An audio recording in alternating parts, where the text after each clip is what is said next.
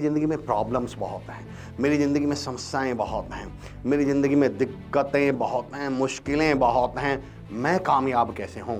लगातार यार मेरी तो किस्मत ही ख़राब है, मेरी ज़िंदगी में तो परेशानी और दिक्कतें बहुत हैं। लेकिन फिर एक दिन बड़ा सबक सीखा। एक बार क्या हुआ, मैं घर से जा रहा था, ये घटना मेरी ज़िंदगी में टर्निंग पॉइंट कैसे आया। और जिस दिन मेरी ज़िंदगी में ये चुनौतियाँ आई थी, मुश्किलें आई थीं, मैं उस दिन समझ गया था कि मेरी ज़िंदगी में अवसर आया है कामयाब बनने का, महान बनने का। अपने आप से सवाल पूछा कि हमारा जन्म, मेरा जन्म डूबने से बचने के लिए हुआ है या पार उतरने के लिए हुआ है?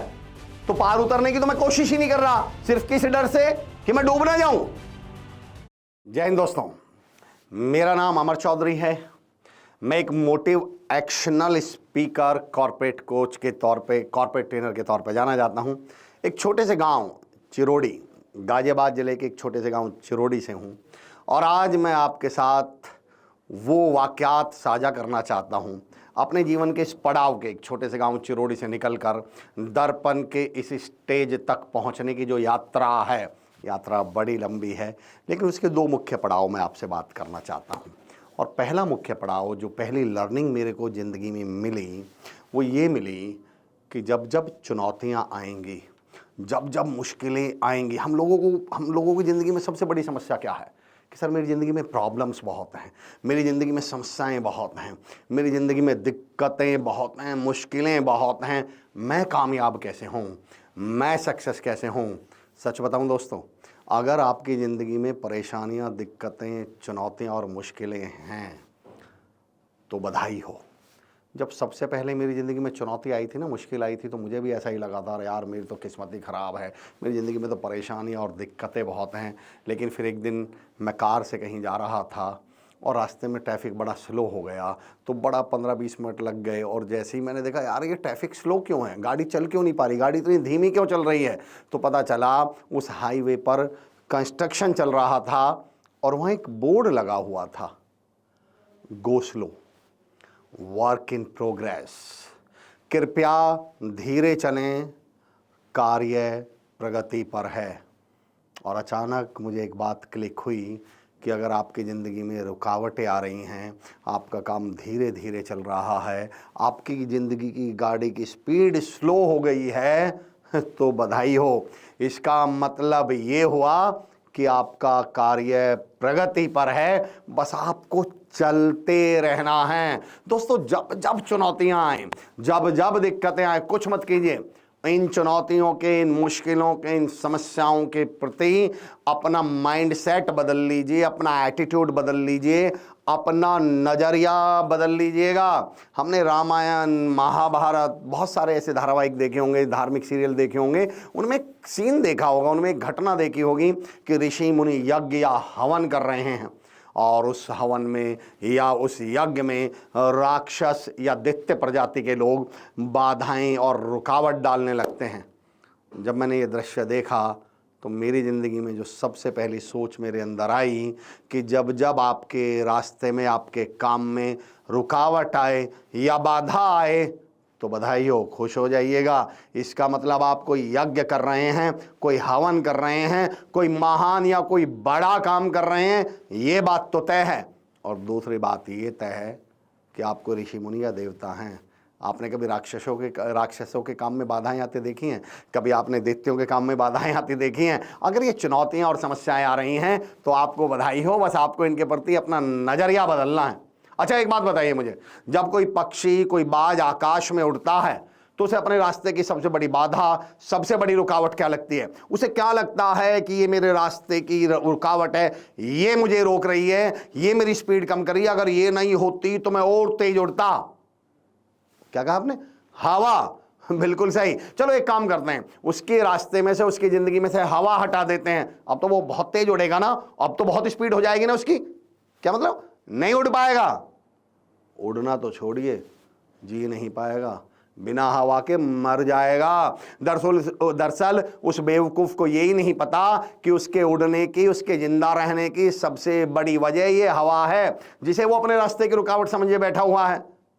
मैं आपको दो लोग हॉस्पिटल में एडमिट हैं, दोनों के मॉनिटर्स दिखाता हूं और दोनों के मॉनिटर्स में उनकी हार्ट बीट दिखाता हूं। जरा मॉनिटर देख के मुझे बताइएगा, ऊपर वाले की हार्ट बीट बिल्कुल स्ट्रेट चल रही है, बिल्कुल सीधी चल रही है, और नीचे वाले की हार्ट बीट ऐसे ऊपर नीचे उबड़ खाबड़ चल रही है। जरा बताइएगा दोनों का मतलब क्या है? क्या ऊपर वाले के पास चला गया और नीचे वाला अभी जिंदा है?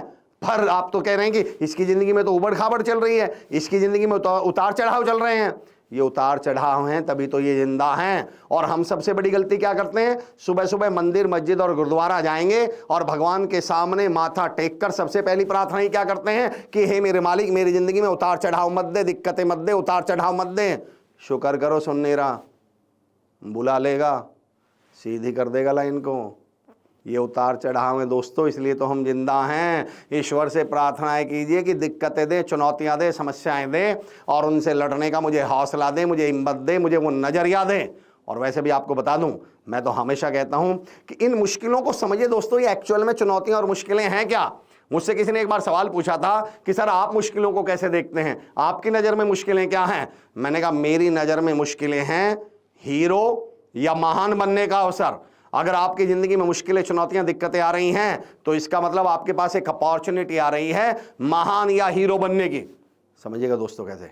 भगवान हनुमान जी की जिंदगी में दो बहुत बड़ी चुनौतियां, बहुत बड़ी मुश्किलें आई। पहला सीता माता का अपहरण और दूसरी लक्ष्मण जी की मूर्छा। आप भगवान हनुमान जी के जीवन से ये दोनों चुनौतियां निकाल दीजिए, ये दोनों मुश्किलें निकाल दीजिए, क्या भगवान हनुमान बन पाते? इन चुनौतियों के बगैर वो सिर्फ हनुमान थे। हनुमान जी को भगवान हनुमान किसने बनाया? चुनौतियों ने, मुश्किलों ने। भगवान राम, उनके जीवन में दो बहुत बड़ी समस्याएं आईं, सीता माता का अपहरण और वनवास। भगवान राम जी के जीवन में से ये दोनों चुनौतियां निकालिए, वो एक राजकुमार बचेंगे। राजकुमार राम को भगवान राम किसने बनाया? मुश्किलों ने, चुनौतियों ने।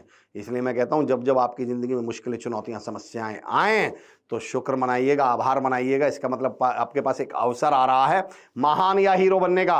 और वैसे भी दोस्तों मेरा ये मानना है कि अवसर दुनिया की एकमात्र ऐसी दवाई है जिसकी बॉटल पर लेबल हमेशा चुनौती या मुश्किल का लगा मिलेगा। मैं फिर रिपीट कर रहा हूं इस सेंटेंस को, अवसर दुनिया की एकमात्र ऐसी दवाई है जिसकी बॉटल पर लेबल चुनौती या मुश्किल का लगा हुआ मिलेगा। आपको जरा अपनी जिंदगी को रिवाइंड कीजिएगा, जरा रिकैप कीजिएगा और सोचिएगा, जब जब अवसर मिला होगा तब तब वो चुनौती या समस्या के रूप में मिला होगा। आप ऑफिस में थे, अचानक से ओवर टाइम करना पड़ गया। आप एक स्कूल में थे, आपको एक्स्ट्रा पीरियड लेना पड़ गया। आप एक स्टूडेंट थे, आप एक कोई भी हैं, आपने कभी भी नोटिस कीजिएगा आज तक अवसर जब जब आपके पास आया होगा वो चुनौती या समस्या के रूप में आया होगा। इन मुश्किलों के प्रति अपना नजरिया बदलिए दोस्तों, इन मुश्किलों को देखने का तरीका, अपना मेंटल एटीट्यूड, अपना नजरिया बदलिए। और मैं हमेशा कहता हूं कि हम मुश्किलों के साथ सबसे बड़ी गलती पता है क्या करते हैं? मुश्किलें ना कुत्ते और बंदर की तरह हैं। हम सबसे बड़ी गलती पता है क्या करते हैं? आपने कभी नोटिस किया होगा, एक प्रैक्टिकल लाइफ का उदाहरण देके बताता हूं आपको। आप बाइक से कहीं जा रहे हैं और अचानक आपके पीछे कुत्ता भागने लगे। हम सबसे बड़ी गलती क्या करते हैं? हम बाइक को और तेज कर लेंगे, कुत्ता और तेज, बाइक तेज, कुत्ता तेज, बाइक तेज, कुत्ता तेज, बाइक तेज, कुत्ता तेज। आप अचानक ब्रेक मार दो, कुत्ता पीछे भाग जाता है। कुत्ते को कुछ नहीं मालूम था मैं क्यों भाग रहा हूं, उसे लगता है ये भागे तो मैं भी भाग लूं। चुनौतियों के साथ सबसे बड़ी गलती हम ये ही करते हैं, जरा सी मुश्किल दिक्कत आई, जरा सी मुश्किल लाइफ में आई, जरा सी दिक्कत लाइफ में आई और हम भागना शुरू कर देते हैं। मुश्किलें हमारे पीछे। मैं कहता हूं एक बार ब्रेक मारिए, इन मुश्किलों की आंखों में आंखें डालिए और एक बार इन मुश्किलों को घूर कर देख लीजिए। चुनौती देता हूं, दुम दबाकर भाग जाएगी। मुश्किलों की आदत, परेशानियों की आदत, चुनौतियों की आदत दोस्तों हमारे टीचर्स की तरह होती है। याद है वो? याद कीजिए अपनी स्टूडेंट लाइफ। टीचर एक सवाल पूछते थे और बोलते थे सवाल का जवाब कौन देगा, और कोई एक बच्चा हाथ उठाता था, मैम मैं बताऊं, सर मैं बताऊं। टीचर क्या बोलती थी, मैम क्या बोलती थी, सर क्या बोलते थे, नहीं तुम नहीं। फिर दूसरा बच्चा हाथ उठाता था, सर मैं बताऊं, मैम क्या बोलती थी, सर नहीं तुम नहीं। फिर एक तीसरा बच्चा पीछे यूं छुप के पड़ा हुआ होता था और टीचर या सर वहां जाकर क्या बोलते थे, तुम बताओ। मुश्किलें भी सेम आदत है, मुश्किलों की भी। मुश्किलों को भी मजा तो हमें मुश्किल में डालने में आता है ना, परेशानियों में डालने में आता है ना। मुश्किल जब जब लाइफ में आए हाथ उठा लो, मेरे पास आ जा। मुश्किल कहेगी नहीं तुम नहीं, मेरे पास आ जा, नहीं तुम नहीं। फिर वो एक को बचते हुए, दुबकते हुए, छुपते हुए देखेगी और मुश्किल कहेगी तुम आ जाओ। इन मुश्किलों के प्रति अपना नजरिया बदलिए दोस्तों। इस रिजेक्शन के, हमें रिजेक्शन से ही इतना डर लगता है। हम फेल हो गए तो, सर हम गिर गए तो, सर लॉस हो गया तो, हम नहीं कर पाए तो, और ऐसे लोगों को मैंने नाम दिया तो वाले प्राणी। ऐसे लोगों से मैं बोलता हूं, तो वाले प्राणी समझ गए ना आप, जिनका हर सेंटेंस के लास्ट में, जिनके हर सेंटेंस के लास्ट में तो आता है। आप इनसे बोलो अच्छा स्टेज पर आकर बोलो तो सही, सर नहीं बोल पाया तो। आप इनसे बोलो इंटरव्यू देने चले जाओ, सर मैं फेल हो गई तो, सर मैं फेल हो गया तो। अच्छा बिजनेस शुरू कर लो, सर मुझे लॉस हो गया तो। ऐसे लोगों से मैं पूछता हूं तुम रात को सोए, सुबह सो के नहीं उठे तो? आप घर से निकले, रास्ते में एक्सीडेंट हो गया तो? मैं अभी बोल रहा हूं अटैक आ गया तो? अरे तो क्या मर गए? आपने कभी किसी को मरे पीछे रोते हुए देखा है क्या? अरे यार मैं तो मर गया यार। आपको इस बात की टेंशन है कि मर गए तो। मेरा सवाल ये, जब तक आप जिंदे हैं तब तक आप क्या कर रहे हैं? राहत इंदौरी साहब का एक बड़ा मशहूर शेर है कि लोग हर मोड़ पे रुक रुक के संभलते क्यों हैं, और इतना ही डरते हैं तो फिर घर से निकलते क्यों हैं? भाई इतना ही डर लग रहा है तो घर बैठिए ना, पर आपको पेपर पे साइन लिख करके देना पड़ेगा कि घर पे मरने का खतरा नहीं है। आज भी 93% लोग घर पे ही मर रहे हैं। देखो मैं कोई किताबी बात नहीं करूंगा, मैं जानता हूं डर लगता है, पर मेरा एक सवाल आपसे दोस्तों ये है कि जब मैंने अपने आप से ये सवाल पूछे, एक्चुअली जब मेरी जिंदगी में चुनौतियां आई, समस्या आई, परेशानी आई, तो मैंने कहा अमर एक बात बताओ भाई, एक बात तो तय है मैं इन मुश्किलों से बचूं। नदी के किनारे चल चल कर एक बात तो तय है कि आप डूबेंगे नहीं, पर मेरे भाई ये भी तो तय है कि आप पार नहीं उतरेंगे। तो मैंने अपने आप से सवाल पूछा कि अमर हमारा जन्म, मेरा जन्म डूबने से बचने के लिए हुआ है या पार उतरने के लिए हुआ है? तो पार उतरने की तो मैं कोशिश ही नहीं कर रहा, सिर्फ किस डर से कि मैं डूब ना जाऊं।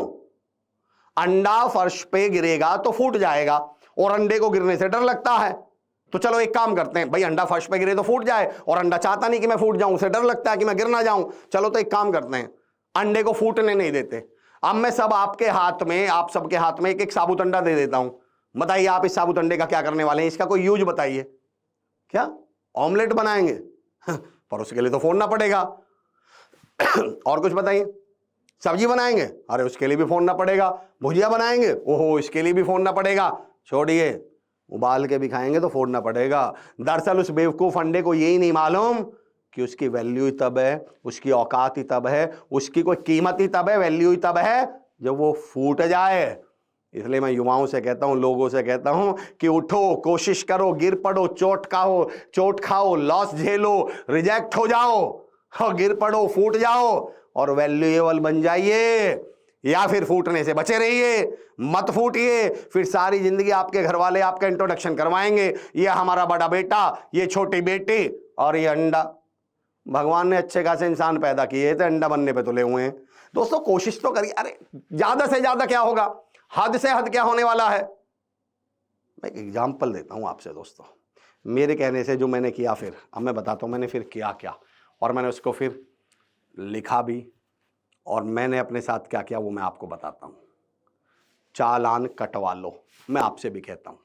मैंने ज़िंदगी में एक बहुत बड़ा सबक सीखा। एक बार क्या हुआ, मैं घर से जा रहा था, ये घटना मेरी ज़िंदगी में टर्निंग पॉइंट कैसे आया। मैं घर से कहीं जा रहा था, मेरे पास लाइसेंस था नहीं, तो आगे पुलिस की चेकिंग चल रही थी, तो मैंने बड़ा बचते हुए घबराते हुए वहाँ से निकाल ली। फिर थोड़ा आगे चेकिंग चल रही थी, फिर मैं बड़ा डर के घबरा के जा रहा था, फिर मैंने वहाँ से निकाल ली। तीसरी जगह फिर चेकिंग चल रही थी, और अब की बार मेरा चालान कट गया। चालान की सबसे बड़ी खूबी समझते हैं दोस्तों, आप खूबी जानते हैं सबसे बड़ी, अगर किसी एक चीज के लिए आपका चालान एक बार कट गया तो सेम चीज के लिए अगले 24 घंटे आपका चालान दोबारा नहीं कट सकता। और जैसे ही मेरा वो चालान कटा और मैं जैसे ही आगे बढ़ा तो आगे फिर पुलिस की चेकिंग चल रही थी, पर अब की बार मैं डरा नहीं, अब की बार मैं घबराया नहीं, मैं उनके पास से ही निकला, क्योंकि मुझे मालूम था कि मेरा चालान ऑलरेडी कट चुका है, अब दोबारा मेरा चालान कट नहीं सकता। मेरा सारा डर, मेरी सारी घबराहट, मेरा सारा हेजिटेशन, मेरी सारा डर दूर हो गया। दोस्तों ज़िंदगी में एक बार चालान कटवा लो। स्टेज पे आने से डर लगता है, एक बार आके देख लो, पता चल जाएगा। आज तक कोई मरा नहीं है स्टेज पर। कोई भी काम करने से, पढ़ने से, स्टेज पे बोलने से, लोगों के सामने खड़े होकर बात करने से, स्टार्टअप शुरू करने से, नौकरी पे, इंटरव्यू पे जाने पर एक बार जाकर देख लो, चालान कटवा लीजिए। अफसोस ये कि हम उसे एक बार के चालान से इतना डरते हैं कि हम सारी जिंदगी कभी जीना ही नहीं शुरू करते, हम इतना डर डर के जी रहे होते हैं। एक अनुपम खेर साहब की बात मुझे बहुत पसंद है। अनुपम खेर साहब के एक एपिसोड में मैंने उनकी एक लाइन सुनी थी कि भीगा हुआ इंसान बारिश से नहीं डरता। आपने कभी नोटिस किया है, आप कहीं बाइक से जा रहे हो, अचानक बारिश पड़नी शुरू हो जाए तो पहले हम देखते हैं इधर उधर कोई जगह है क्या, कोई शेल्टर है क्या जहां मैं जाके बच जाऊं इस बारिश से, साइड में जाकर खड़ी हो जाऊं या खड़ा हो जाऊं। और अगर आपको वो जगह मिल गई तो ठीक है, आप रुक जाते हैं। लेकिन अगर पूरे प्रोसेस में 3-4-5 मिनट निकल गए और एक बार आप भीग गए तो फिर आप क्या करते हैं? फिर आप बाइक रोकते हैं क्या? नहीं।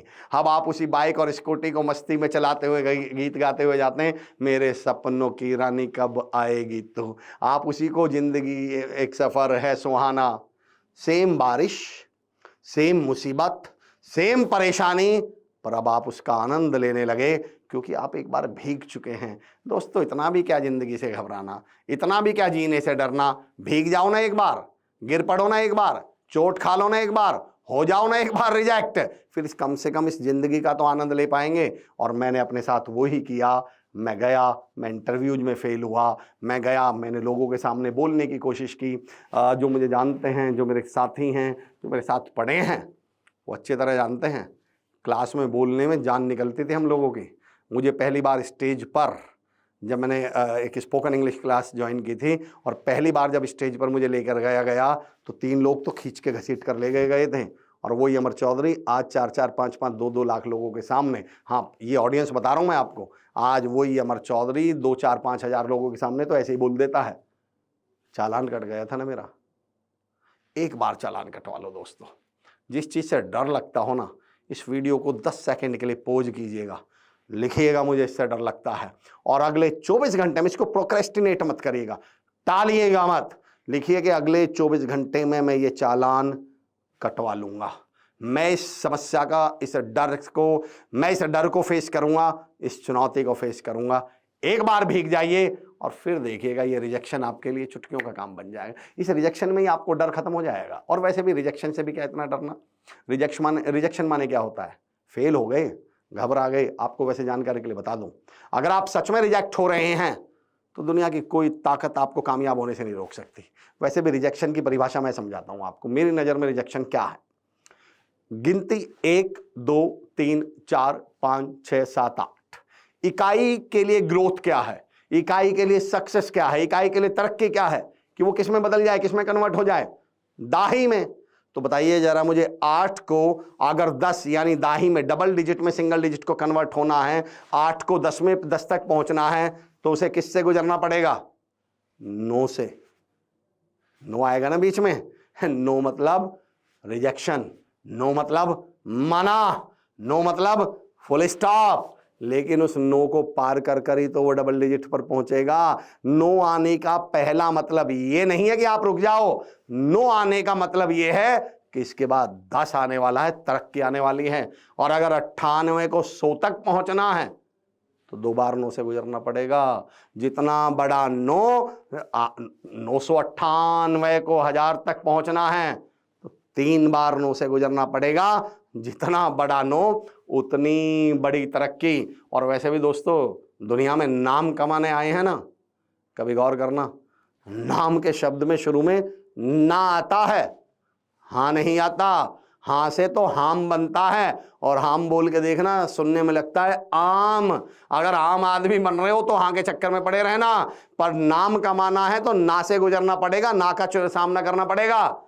और अगर हीरो बनना है, भाई जिंदगी में आए हैं तो कुछ करके दिखाने आए हैं ना, तो कभी गौर करना, मैंने शब्दों पे बहुत काम किया है।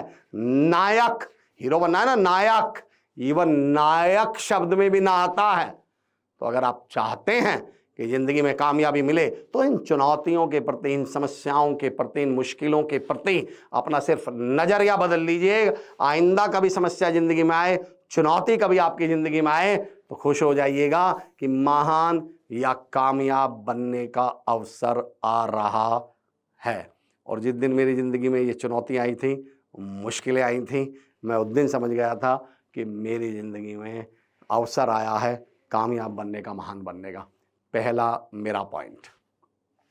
दूसरा पॉइंट, देखो दोस्तों, मेहनत तो करनी पड़ेगी। मुझे ये सबक और सीखा, जब मैं इन सब हालात से गुजर रहा था तो मैं समझ गया था इन सब चीज़ों का एक ही सॉल्यूशन है, हार्ड वर्क या मेहनत। एक्चुअली जब हम समस्याओं से घिरते हैं, चुनौतियों से, परेशानियों से घिरते हैं तो हम शॉर्टकट ढूंढने लगते हैं। शॉर्टकट ही मत ढूंढ लेना दोस्तों। दुनिया का सबसे बड़ा झूठ है कि शॉर्टकट, लोग मुझसे पूछते हैं अब, क्योंकि बीइंग अ मोटिवेशनल स्पीकर, कि सर शॉर्टकट से कामयाबी मिल सकती है क्या? और मैं कहता हूँ मेरे दोस्त, अगर मिल भी रही हो तो ले मत लीजिएगा, क्योंकि शॉर्टकट से मिली हुई कामयाबी नाकामयाबी से ज़्यादा पेनफुल होती है। मेहनत वाला रास्ता अपनाइए। और मुझसे लिखवा लो दोस्तों, मेहनत तो करनी पड़ेगी। ये मैंने जब खुद को महसूस किया, खुद को समझाया, आज मैं आपको समझा रहा हूँ कि जब मैं इस दौर से गुजर रहा था तो मुझे एक बात समझ में आई कि मेहनत तो करनी पड़ेगी। यक्ष आसव पीते हैं, दैत्य मदरा पीते हैं, भंवरे मकरंद पीते हैं, राक्षस खून पीते हैं, मनुष्य दूध पीता है और कामयाबी पसीना पीती है। अगर इसके बारे में, अगर आपके बस की है तो इसके बारे में सोचिए, वरना किस किस को आजमाइए, किस किस को रोइए। आराम बड़ी चीज है, मुंह ढक कर सोइए। पर मैं एक चुनौती देता हूं आपको, अगर आप कामयाब नहीं हुए तो आप मुंह ढक के सो के दिखा दीजिएगा। आप मुंह ढक के भी नहीं सो पाएंगे। जब मैं ऐसी बात करता हूं तो लोग मुझसे पूछते हैं, स्पेशली कॉलेज के बच्चे मुझसे पूछते हैं, कॉर्पोरेट्स में लोग मुझसे पूछते हैं, तो सर क्या हम जिंदगी में मजे ना लें? और मैं कहता हूं नहीं मेरे भाई, नहीं मेरे दोस्त, मेरा तो समझाना ये, मैं तो ये कह रहा हूं कि आपकी जिंदगी का एक ही मकसद होना चाहिए और वो होना चाहिए मजे लेना। बस मेरा आपसे एक सवाल है, मजे कामयाब इंसान ले सकता है या नाकामयाब इंसान? रुको 1 सेकंड 2 सेकंड और इस सवाल का जवाब सोच के बोलना। मजे कामयाब इंसान ले सकता है, नाकामयाब इंसान? दुनिया के सारे मजे कामयाब आदमी ले सकता है। चलो मैं आपको सारी दुनिया 2 दिन के लिए छुट्टी दिलवा रहा हूं। बस दिक्कत ये है, और हम आपसे कहने जाओ मजे लो जिंदगी के, बस दिक्कत ये आपकी जेब में 1 भी रुपया नहीं है दिखाना लेके मजे। 2 घंटे बाद घर ही वापस आ जाएंगे। मजे भी कामयाब इंसान ही ले सकता है। मेहनत तो करनी पड़ेगी।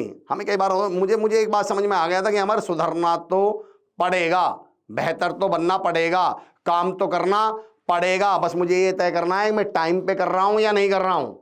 एक जंगल में एक किस्सा मैंने पढ़ा जिसने मुझे बहुत जिंदगी में बदलाव मेरी जिंदगी में लाया। जंगल में एक सांप देखा आपने? सांप बड़ा टेढ़ा टेढ़ा करके चलता है। तो कुत्ते बिल्ली बंदर शेर सबने समझाया कि यार तू सीधा चला कर, ऐसे चलने में तो बहुत टाइम लगता है। बोले नहीं यार मेरी तो आदत है। हमें हमारे टीचर्स, माँ बाप, पेरेंट्स समझाते होंगे ना, हमें भी समझाते थे, तब हमें समझ में नहीं आता था, लेटर समझ में आया, पर शुक्र है भगवान का समझ में आ गया। मैं आपसे दरख्वास्त करता हूं टाइम पे समझ लेना इस बात को कि सुधरना तो पड़ेगा। तो सांप थे एक जंगल में, ऐसे सांप देखा होगा टेढ़ा करके चलता है। तो कुत्ते बिल्ली बंदर शेर सबने समझाया भाई सीधा चला करो, टेढ़ा चलने में तो बहुत टाइम लगता है। बोले नहीं जी मेरी तो आदत है। तो बंदर बोला, कुत्ता बोला भाई ये तो गलत आदत है, सुधार इसको। बोले नहीं जी मेरी तो आदत है। अरे बोले तो गलत आदत है ना, सुधारो। लोग समझाते होंगे ना, और हमें लगता होगा ऐसे कैसे सुधर जाएंगे, हमारी तो आदत है। तो उन्होंने कहा भाई सीधा चला कर। बोले नहीं मेरी तो आदत है। खैर बात खत्म हो गई। 2-4 दिन बाद जंगल में आग लग गई। जब जंगल में आग लगी तो तमाम जानवर तो सीधे भागे, तो वो तो बाहर निकल गए। सांप भाई साहब लहर के चल रहे थे, वहीं जल के मर गए। 4-5 दिन बाद आग ठंडी हुई, सारे जानवर वापस आए, तो अचानक बंदर की निगाह सांप की राख पर पड़ी। आपने देखा होगा ना, जलने के बाद तो चीजें सीधी हो जाती है ना, तो वो सांप की राख बिल्कुल सीधी पड़ी हुई थी। बंदर की निगाह अचानक सांप की राख पे पड़ी। सांप की जो राख थी बिल्कुल सीधी पड़ी हुई थी। बंदर हंस के बोला, है अब सीधे होने का क्या फायदा? सीधा होना था तो तब होते।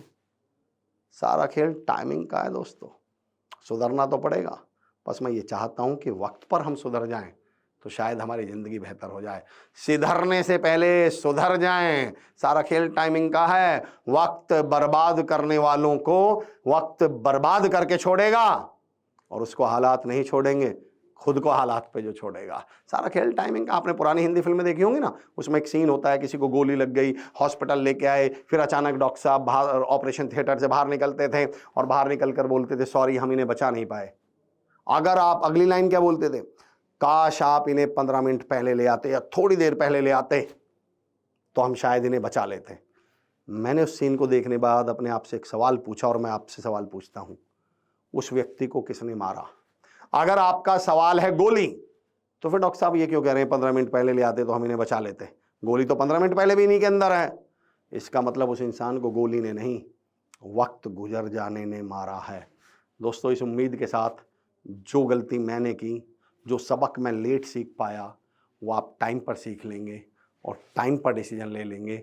इस उम्मीद के साथ मैं एक बार आपको फिर जय हिंद बोलता हूँ, फिर प्रणाम करता हूँ और मैं आप तमाम लोगों को आपके बेहतर भविष्य की शुभकामनाएं देता हूँ। जय हिंद।